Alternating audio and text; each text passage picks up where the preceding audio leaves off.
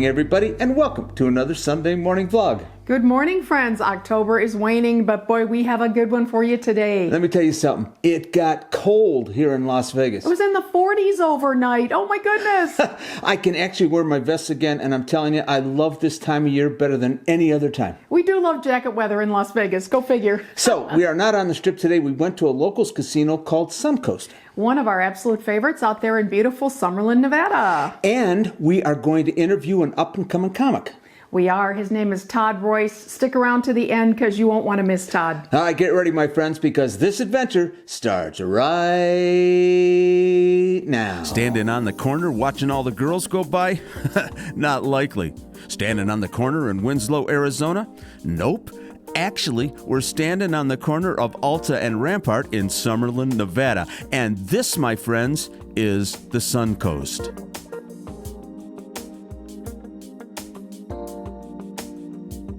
It sits on a generous 50-acre site and was built by Michael Gaughan's Coast Casinos at an initial cost of $185 million. The theme is Mediterranean, and the property features a 10-story hotel tower that houses 432 rooms. Before we moved a couple years ago, Paula and I spent a lot of time at this popular and very successful locals casino on the west side of the Las Vegas Valley. Now, up on the marquee is the actual reason we're here today, the Bonkerz Comedy Show. Suncoast opened in September 2000, so it just celebrated its 22nd birthday. This evening, we're entering from the attached garage. And big kudos for the moving walkways that shorten the long journey to the casino. Lots of signage along the way, tempting us with everything there is to do and see in here. Down we go. Next stop, the casino. The Suncoast Casino floor is just shy of 96,000 square feet, and of course it features the typical mix of slots, table games, and bars.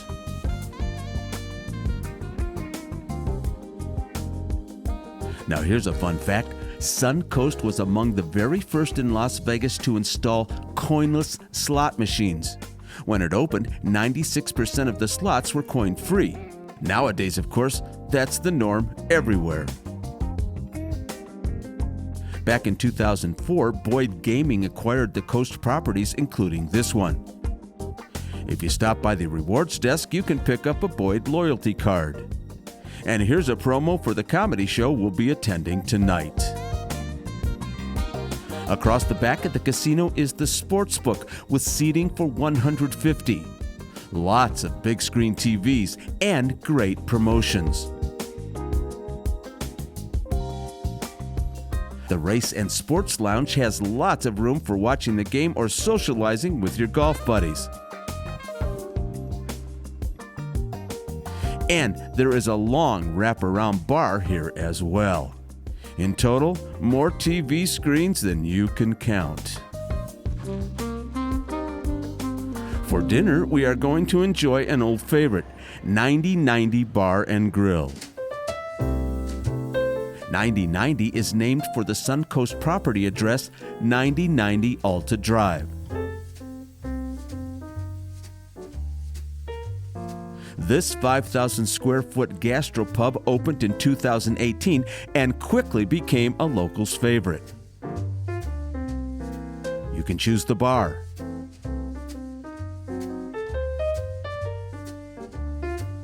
the dining room, or how about this cozy library nook that features neon stars salvaged from the stardust?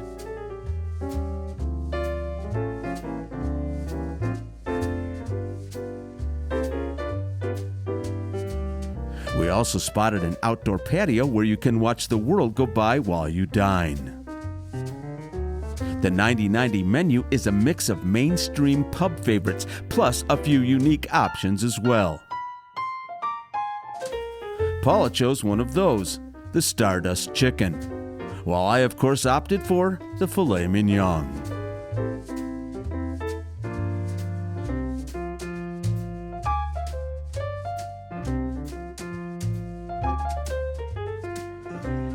Tastes like bacon, very tender. It is Saturday night, so let us give you a peek into a typical Saturday night at a locals casino. If we follow the crowds, we just have to start here. The Suncoast Bowling Center on the second level of the casino is where all the action is tonight. With 64 Brunswick lanes, all the latest tech for scoring, lots of options for league play, birthday parties, and old-fashioned family fun, it's no wonder this place is a multiple-time Best of Las Vegas winner. And it's got all the amenities as well. The snack bar offers pizza, wings, hot dogs, and more. Plus, there's a full-service cocktail lounge and a full-service pro shop. Also upstairs are a few other notable attractions. For the kids, a colorful arcade.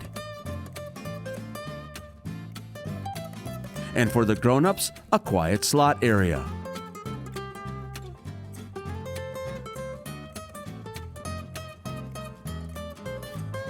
And a 600-seat bingo center that offers 6 sessions every single day.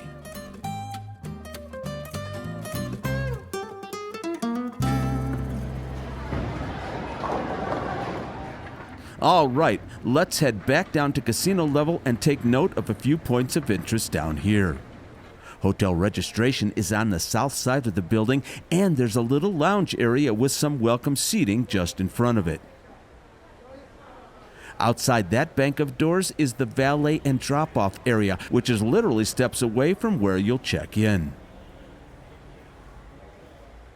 Across from registration is the Java Vegas coffee counter, featuring your favorite hot and cold beverages. And the creamery, scooping up delicious ice cream treats.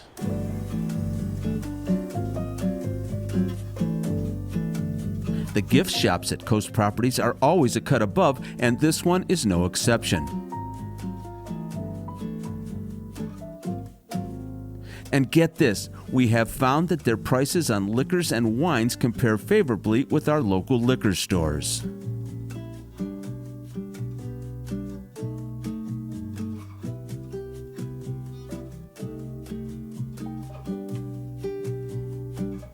Taking a quick spin through the food options on the casino floor, we like Bagel Corner. Fresh baked bagels, sandwiches, soups, and bakery.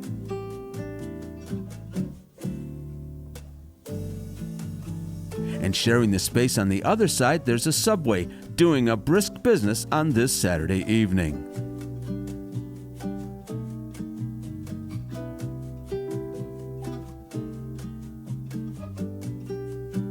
The game opened here at Suncoast in 2014 with a large selection of craft beers, really good bar food, and dozens of TVs for sports viewing. Up front near 9090 is Briggs Oyster Company, featuring fresh seafood cooked exhibition style. And if you're looking for fine dining, this elevator leads to SC Prime, a classic steakhouse with terrific views of the valley. Now, the buffet is currently closed, but the Suncoast is managing to earn a big list of Best of Vegas awards these days.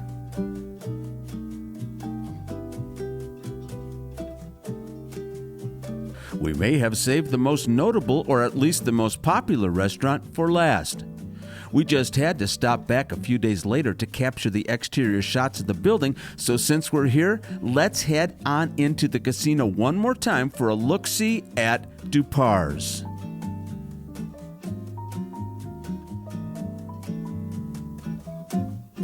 This outlet for the LA-based diner chain opened at Suncoast in 2016, and I swear the lines out the door started immediately. The original Dupar's opened back in 1938 at the Los Angeles Farmers Market as a bakery. Ever since, they have been obsessed with fresh, and only fresh in everything they make and serve. Although this location is open 24/7 and features breakfast, lunch, and dinner, anyone familiar with Dupar's will mention the pancakes. Esquire magazine crowned them the best pancakes in the United States, and the recipe is under lock and key. Paula really regrets that she didn't have time to down a plate while she was there. Well, she didn't have time for the pancakes, but that pumpkin cheesecake in the bakery case definitely caught her eye. I don't have any gear with me because I'm at work, but what the heck? I'll turn the camera around. This is my pumpkin cheesecake. Very light, very good, very autumny. That 2 parves was packed, and I can see why. Yummy stuff. All right, back to our Saturday outing. The Century 16 Showcase movie theaters opened 3 days after the resort did and have been going strong ever since, showing first-run features. Our last stop tonight is the showroom at Suncoast, home to a whole host of entertainment over the years. Just off to the right is the box office and a promo for tonight's Bonkerz Comedy Show, a weekly show featuring rotating sets of 4 comedians.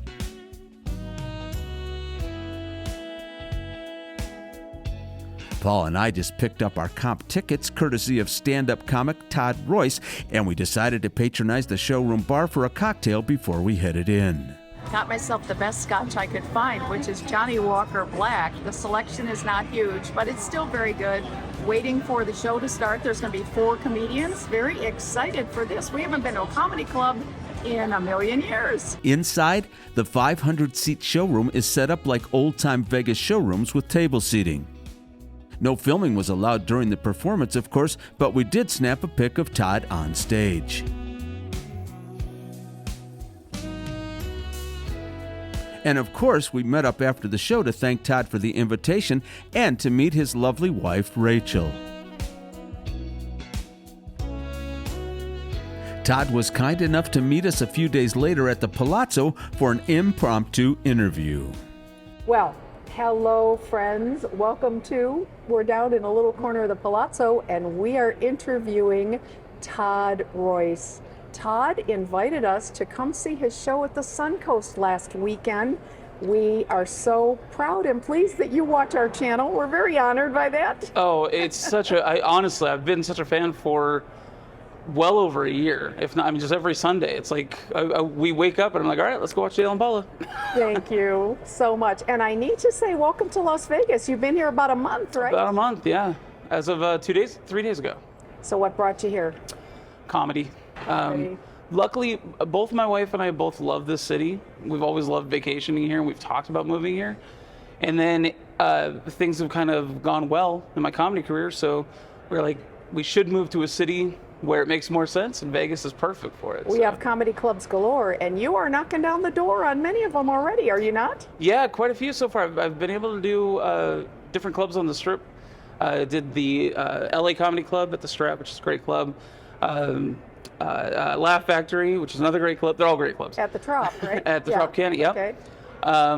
And then I just did the V Theater at Planet Hollywood 2 days ago. So That is awesome. it's been fun. So you're pounding doors and representing yourself, right? Yes, yeah. Congratulations. I'm married to a musician, and I know how hard that is as well. So big kudos for doing that. For sure, but also if there's any agents out there, by all means, let me know. Get in touch. Yes, yeah, please. Yeah, we'll put Todd's contact info in our description box, of course. Perfect, thank you. So, tell me a little bit about yourself. You didn't start in comedy. You started in wrestling. Wrestling, just like everybody else, you Yeah, gotta. I did, sure. Dale, how about you? That was a wrestling.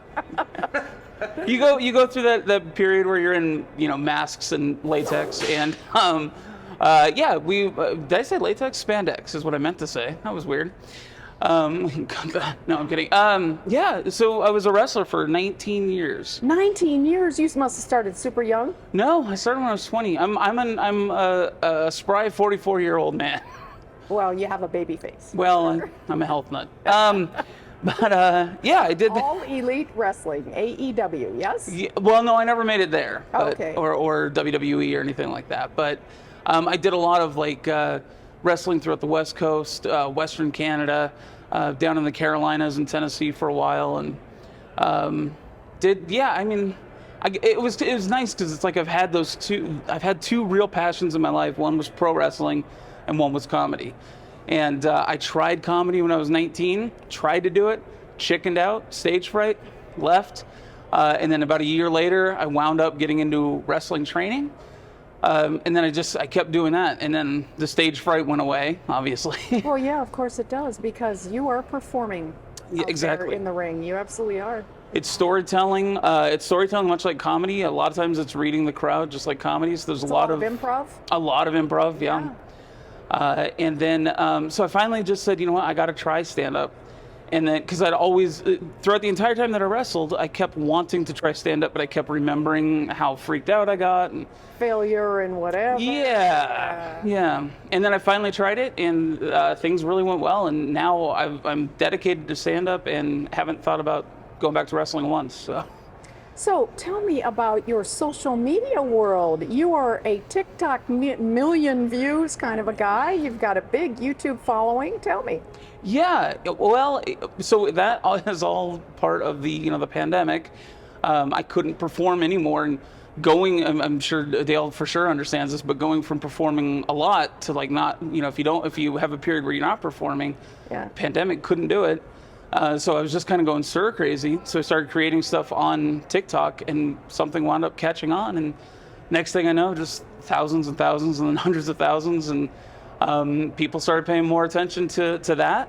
And then I was able to take that audience and kind of transfer it over into stand-up and touring and all that sort of stuff. So congratulations. Thank you. The pandemic was actually a mixed blessing for a lot of us. It was good for our channel. Clearly it was good for your career as well. Yeah. It's weird. It's always one of those things that's like, on the one hand, like as an optimist, I want to look for the bright side of things. Yeah. But I'm also a realist, and I understand that you can't be like, well, that pandemic was great. No. If I wasn't holding the camera. Anyway, so you debuted something this week on your YouTube channel. It was the episode 1. Tell us about that. Yeah, Off the Rails. So I've always loved live streams and watching live streams in Vegas. And everybody does. Yeah. And I got this thing where I was like, I love just talking to people. I love talking to random people and just trying to get their story. I used to, back when I was a kid, I would watch Johnny Carson, and when he had the big stars on, that was great. But when he had like, the lady who collected potato chips or whatever, like I found that more interesting. Yeah. And so I love being in a city like this where people are so willing to and ready to just talk to you. Yeah, and you can talk about silly things. They're on vacation. They're having a good time. Yeah. And some of them are, they're a little inebriated sometimes. But like so I started doing live streams. I would do some on Fremont. Down on the Strip. Yeah. And then so I was like, well, I have a camera, microphone.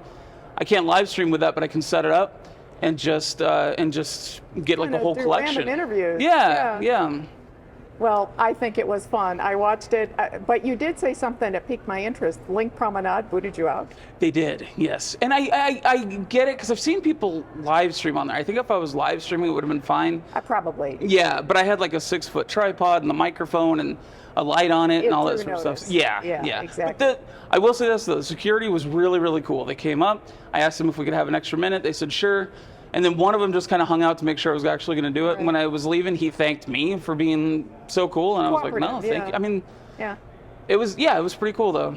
I'm glad. But I probably won't go back there again. But I'm going to do that if I can plug it every Monday on YouTube, every Monday night. Something to look forward to. A lot of fun. Thank you.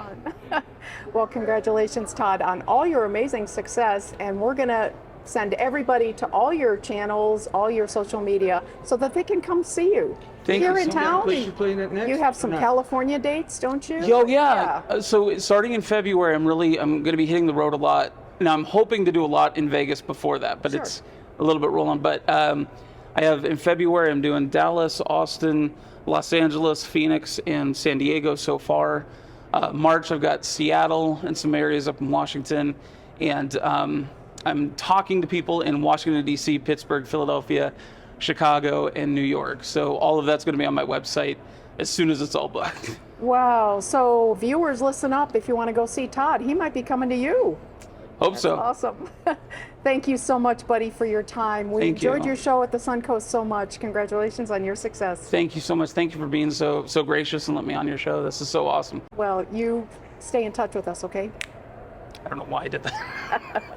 Let me tell you something. That is one nice young man. And I'll tell you, if he comes into your towns, go and check him out. If he's here when you're in Las Vegas, check him out because he's really funny and he's really, really good. He is really, I agree on both counts, really funny, really good. And yeah, if you see him out and about with his microphone and his lights and his tripod, stop and say hi. Just remember, he does that every Monday. Yep, absolutely. Be out there on Monday. You won't know where, but he'll be out there and he'll interview you and probably put you on his vlog, right? We hope so. So, what did you think about the Suncoast? As we said, it is one of our absolute favorites. We used to do staycations at the Suncoast when we just wanted to get away. The rooms have beautiful views of the golf course and the mountains. It's really a really beautiful resort. Lots of great restaurants, too. Right. And let me tell you, I did a lot of things at the Suncoast. I have a couple secrets, but I'm saving them for my book, right? That's right. That book that he hasn't written that he's going to one of these days. That book is going to be just amazing whenever it comes out. Stay tuned for that. All right. If you're not subscribed, please subscribe. Don't forget to hit that notification button. Dale, is there anything you would like to say to these lovely people? As a matter of fact, I do have something to say. There's a little button down at the bottom of the, if you're looking at your computer or your phone, it says thanks. A lot of people have been clicking that button and doing what it says to do, giving us money and stuff like that.